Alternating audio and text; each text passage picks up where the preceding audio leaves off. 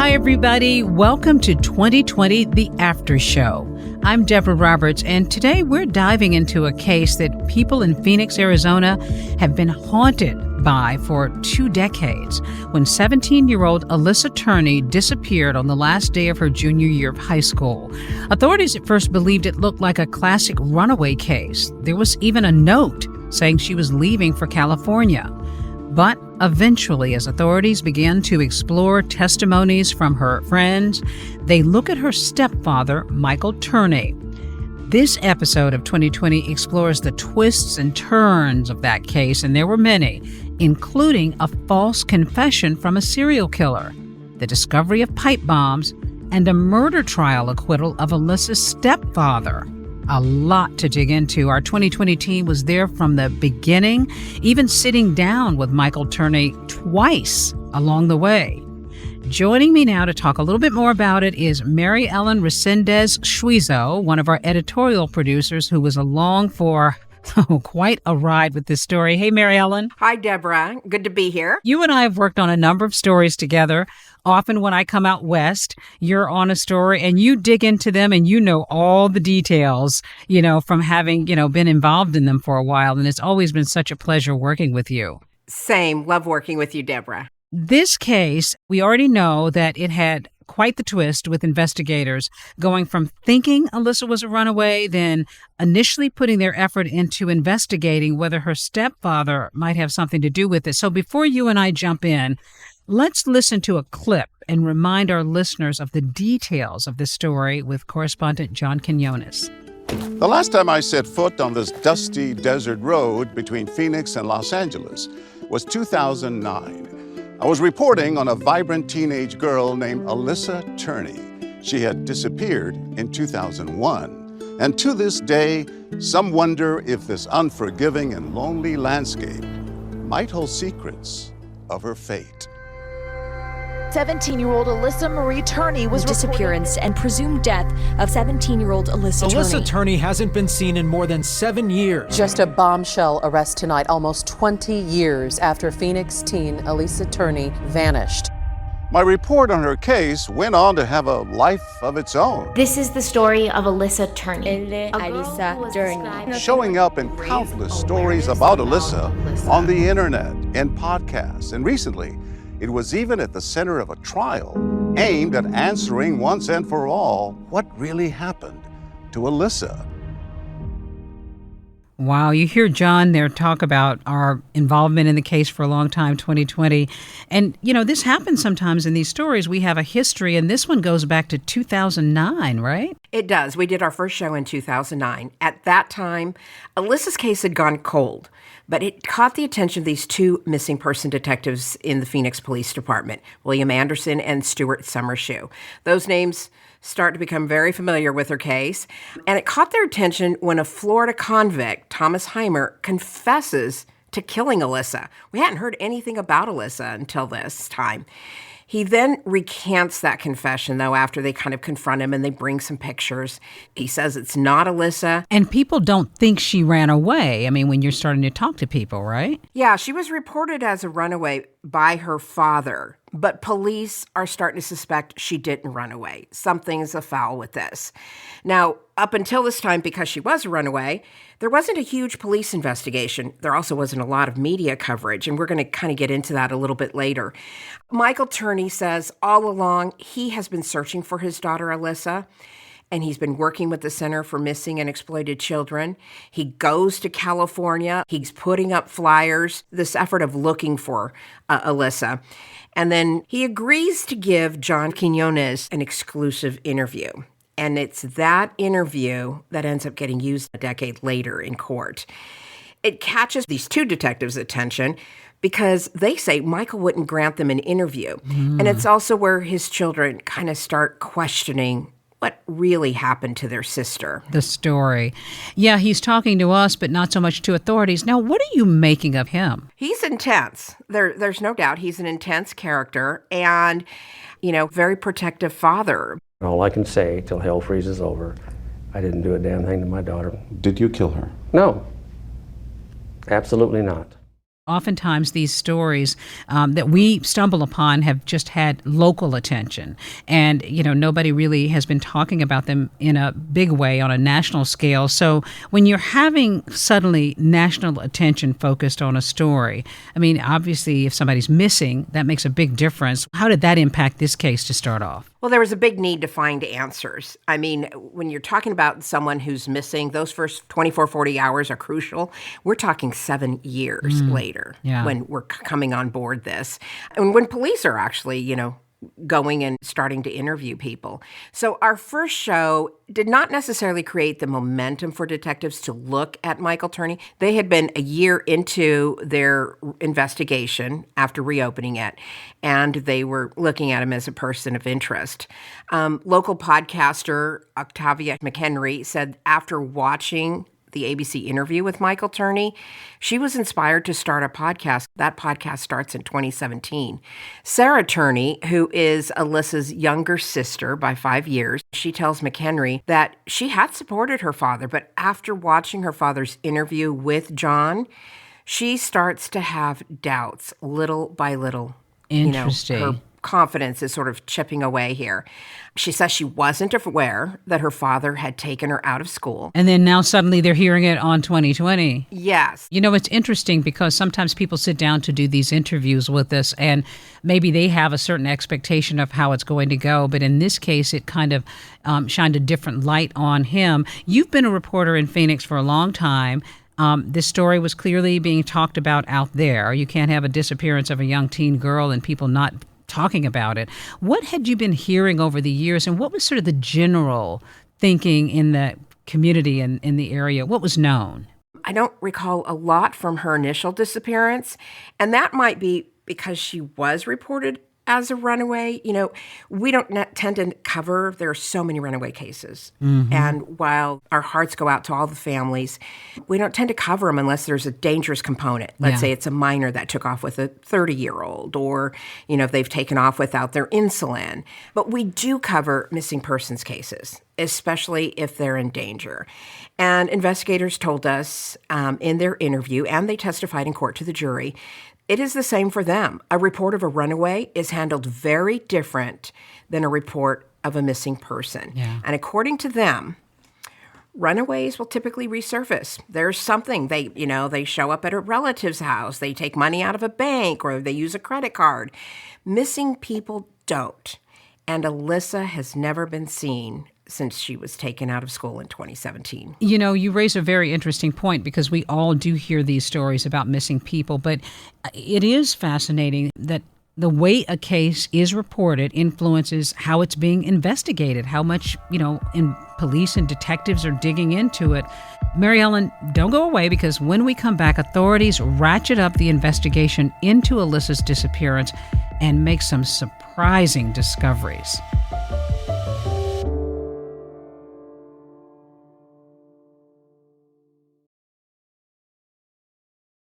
We're back now with Mary Ellen Resendez-Shuizo, who helped produce Since You've Been Gone. It was the story of Alyssa Turney's disappearance more than 20 years ago, which we reported on for 2020 on multiple occasions, by the way.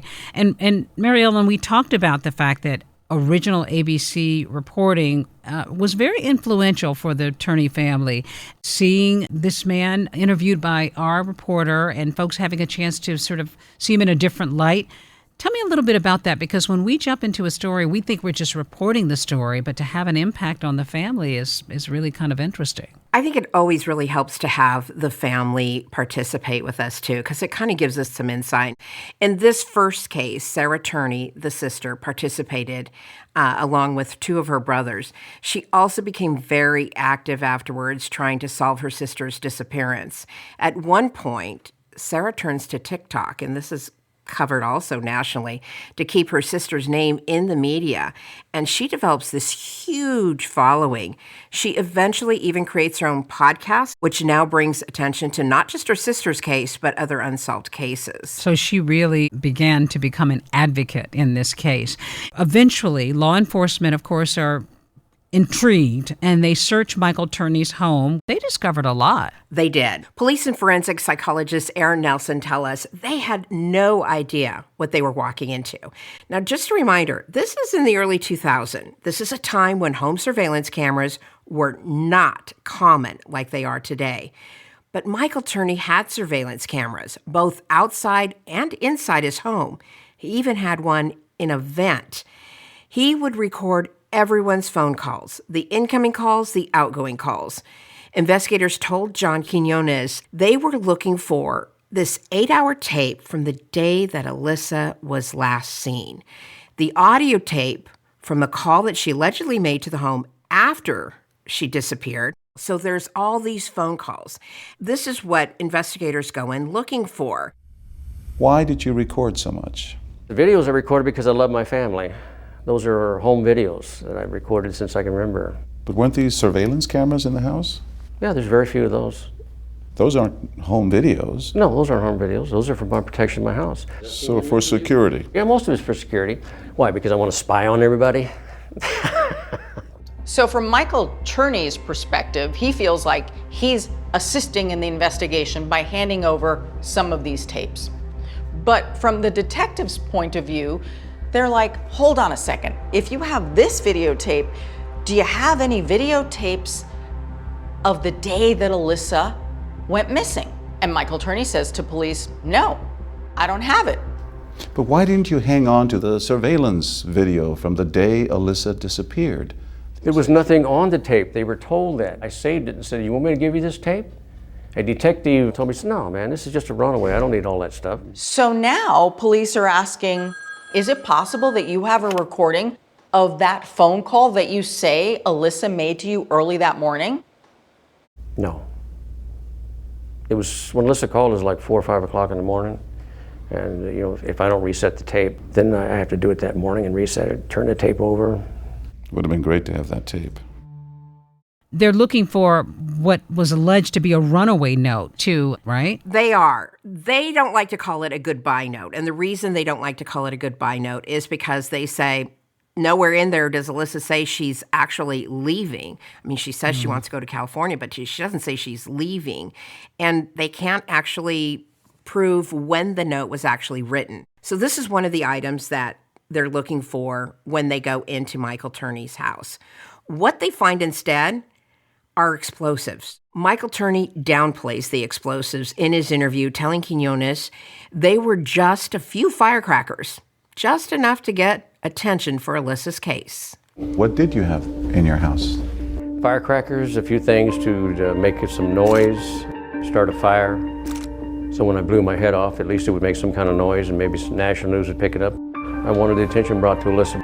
Investigators arrested Michael Turney after pipe bombs and numerous guns were found inside the home. These things weren't in there. They were not in that house. The discovery of these bombs changed the entire focus of the investigation. They filed charges against Michael Turney for possession of these bombs. Well, that kind of shifts things. How did it affect Alyssa's case? Well, it's no longer a Phoenix police investigation. It now becomes a federal investigation and a federal case. The federal case puts Michael Turney behind bars. Michael Turney ends up admitting to illegally possessing these 26 pipe bombs. He pleads guilty to unlawful possession of an unregistered destructive device, and he ends up being sentenced to 10 years in prison. In the end, he serves about 7 of those 10 years. He's released in 2017. And meanwhile, while I say it becomes this federal investigation, there's still Alyssa who's missing. And that is still the Phoenix police investigation. And they're still looking into that. They are. They're still going through the case, slow, methodical, sifting through the evidence from the seizure. But they never get a body. And it still remains that way today. Did you look for forensic evidence, and did you find that? The home that they had been living in when she disappeared, yes, we did an in-depth forensic review of that home. We did luminol, we're looking for blood, we're looking for body fluids. We checked through the backyard, but no violent crime scene is identified. And it's sort of hard to make that case, but they are still suspicious of him. So he serves his time, as you said. Then he's released, but not long after that, he is brought in again, and this time on second-degree murder charge. As you said, even though they don't really have all the goods there. But had anything big changed in the case at that point? No, there wasn't really anything new. There's no smoking gun, and I think that was the big problem in the case. Now, between 2017 and 2020, the relationship between Michael Turney and Sarah starts to disintegrate. She starts participating in podcasts about Alyssa, where she's questioning her father's innocence. And then, as we mentioned before, she starts her own podcast. Sarah makes this huge push to have charges filed against her father. And eventually, the evidence is presented to a Maricopa County grand jury, and Michael Turney is indicted on the evidence. Turney, though, pleads not guilty. He maintains his innocence throughout the whole trial, and he still does today. No body, no crime scene, and so, there's reason to question whether he is guilty of anything. Yeah, anytime you go to court with a case where there's no body, no crime scene, it's an uphill battle, and I think the prosecutors knew that. The federal charges, they aren't able to bring those in because they can't prejudice the jury with bringing in charges of conviction. It might lead the jury to convict him even though they may not have the evidence. So the federal charges can't be brought in to the trial. In opening statements, Prosecutor Vincent Bordino lays out the evidence of a very controlling father with no boundaries. And he talks about these contracts where Alyssa had to sign off. They're strange contracts. And then, of course, what surprises us, the prosecution uses a couple of clips from John Quinones' interview with Michael Turney. Yeah, that's the thing. I mean, and this has happened to us before in other stories we've covered. The defense team sort of treats these clips as hearsay. They don't believe it's really any evidence. They instead paint Alyssa as this sort of unruly child throughout the trial, but they knew they had a job to do, and that was, to prove that Michael Turney didn't do it or that there wasn't enough evidence against him. Yeah, it was going to be a tough case, for everybody all around. Well, we're going to take another quick break, and when we come back, wow, you're going to take us to the courtroom because there was a scene there that nobody expected. And then Michael Turney sits down with us again. Stay with us.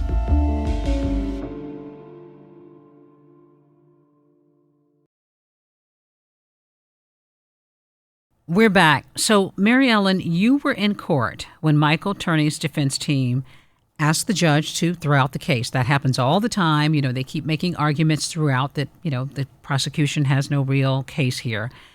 But then, a shocker, the judge actually agrees. And I'm sure that had to be stunning for you and everybody else in the courtroom. Yeah, it's not unusual for the defense team to bring up, any type of motion to throw out the case. That's pretty common. What's not common is the judge actually agreeing with them. That just threw me for a loop, and also the entire courtroom. I was in the courtroom that day. Was there a gasp? There were a lot of jaws that were just dropped. I just remember the judge was sort of like walking us through, his ruling. He was just kind of taking us along. And so there was this build in the courtroom, and that build leads to confusion. And it's not just us that's confused. I mean, the defense table also looks a little confused. And I can remember the photographer that we had in turning and looking at me, and it's almost like we're talking with eyes, and he's like looking at me like, is this happening? Yeah. And I'm like thinking, am I hearing what I think I'm hearing? And then he pretty much says it. He's dismissing the case.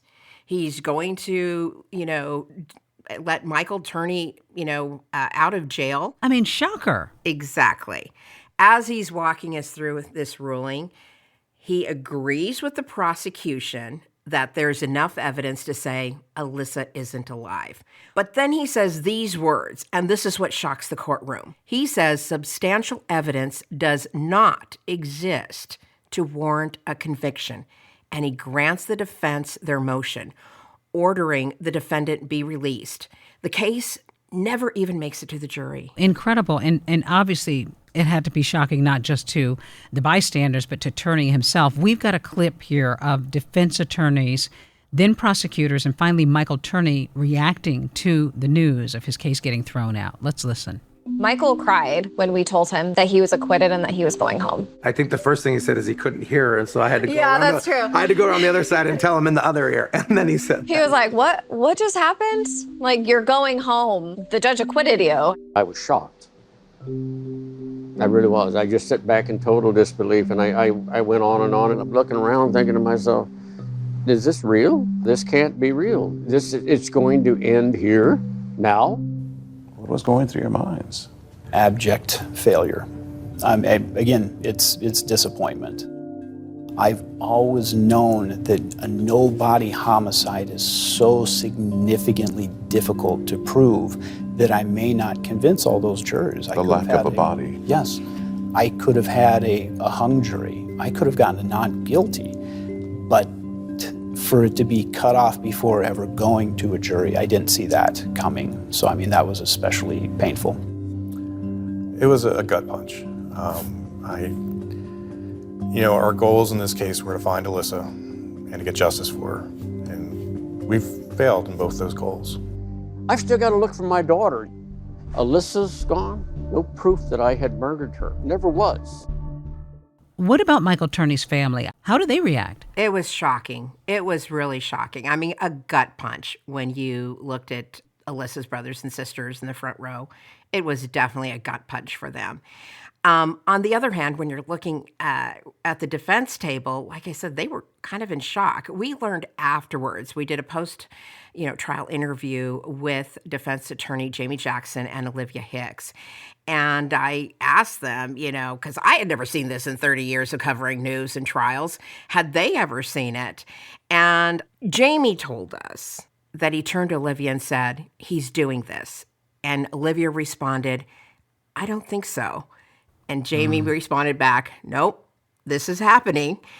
And then Olivia turns to Michael, because at that point, if you remember, I said Michael turned to Olivia, and Michael Turney's asking, what's going on? Heads are whipping throughout the courtroom. Yes. And Olivia says, you're going home.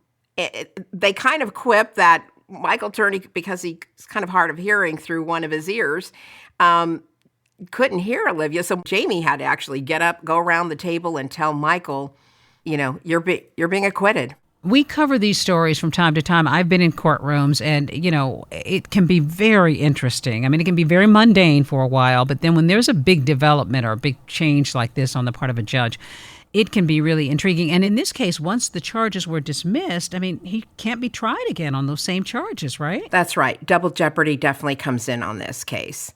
He can't be charged again with second-degree murder. And I have to tell you, what shocked me, and probably those who've seen this program already, after Turney's acquittal, you got some surprising news. And this one kind of surprised me. He was willing to sit down with us again, even after the ABC interview had been entered into court as evidence against him. He's going to sit down and talk with us again. You're great at doing your job, but wow, to get him to do it again. I was in contact with his lawyers, but I will tell you, it was not an easy interview to round up at all. It was surprising. Michael Turney was angry with ABC News, and he was angry with 2020. He was not happy the clips from our interview made it into his trial. He kept refusing us for probably 3 weeks. We were preparing to go to air without his interview. And then, and while we're doing this, we're kind of a little bit surprised. Wow, because we do know that, and he admits that he's tends to need to be in control of things. And I got a call from Jamie Jackson, his attorney, that said he'll do it. And we didn't waste time. We quickly started hammering out a date that we could get Jamie, Olivia, and Michael Turney into a room.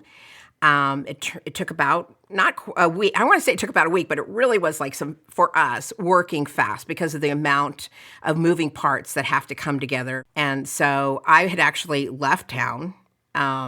and quickly had to fly back to Arizona in order to be on location and just make sure that everything, got off the way it was supposed to. And Mary Ellen, when you think about how we get these stories to air, I mean, there's a lot of work and calling, to try to get people to come to us. And, you do this on a regular basis. And sometimes you're surprised, too. Well, we've got an extended clip of our interview with Michael Turney here. He had just been released from custody after his acquittal. So let's take a listen. I've only been out it'll be a month on the 20th. I feel like, first off, at any moment, are they going to attack me again and throw me back in the dungeon? It's there. I can't get rid of that. And, of course, not believing that what is happening is real. Am I really here? Am I really out of that draconian dungeon? I can't shake it. I'm trying. And to get back into some kind of physical and mental shape is important. It's hard to get medical care. So you can hear in his voice his exasperation, his frustration. I mean, he is obviously very much proclaiming that he's not only innocent, but nervous about the future. Tell me about being in that room. You mentioned that Turney was intense. And I do want to mention, it's not unusual for defendants to be intense because this is their life on the line. He had just spent another 3 years in jail, and he's still kind of stunned over what happened and whether it really did happen. So he's very mad at the fact that he has spent this time in jail. And there were times in the interview that he got heated, and we just kind of had to keep him on track. But he had spent years under investigation. So yeah, the room was definitely tense at times. And finally, in the second interview, what Turney really wanted to tell everybody was that everyone got it all wrong in thinking that he was the one that had anything to do with his daughter going missing, especially since now the judge had ruled in his favor. Do you think they're ever going to solve this case? I mean, all these years later, do you think they'll find evidence of her, of Alyssa? You would hope so. I think it's so important for the family. Phoenix Police is always following up on leads. This is one of the top unsolved cases in Arizona. People are fascinated by what happened to Alyssa.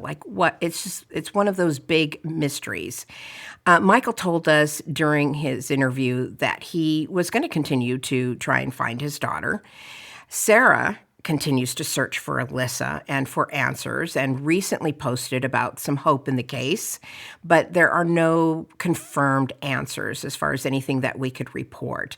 It might not turn out how they want it to turn out, and I think they're expecting that by now with how many years have passed. But there's a part of closure that's kind of relieving to families when they get, that person back and they can say goodbye in their own way and they can put them to rest. That is so important for families of victims. Absolutely. We hear it all the time in all these stories we cover. And these cases continue to captivate us, too, especially when there hasn't been an ending to it. It's, more than 2 decades, as I said, and a case like this sticks with people there, and I'm sure it sticks with, you too. You've been working on it for a while. So, Mary Ellen, you'll keep us up to date, and if there is anything new, we'll probably be updating it again.